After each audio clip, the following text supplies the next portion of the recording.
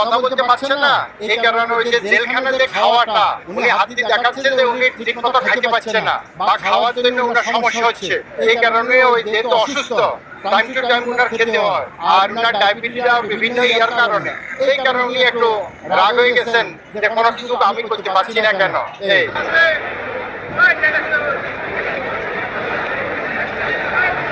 আমি বলছি যে সিস্টেমের বাইরে তো করার কোনো সম্ভব না, এই কারণে উনি একটু আমার ঘরে যেহেতু আমার সাথে দীর্ঘদিনের সম্পর্ক, এই কারণে আমার উপরে একটু অভিমানের সুরে উনি দস্তক দিতে চাচ্ছিল না, পরে উনি দিচ্ছেন আর কেন আমি উনার খাওয়া দাওয়া জামিনের ব্যবস্থা করতে পারছি না। এই কারণে এই মামলা এই পর্যন্ত দেখা যায় 19টা মামলা তাকে গ্রেফতার দেখা, রিমান্ডে একবার গেছে, কিন্তু অন্যান্য রিমান্ড এখনো পেন্ডিং আছে।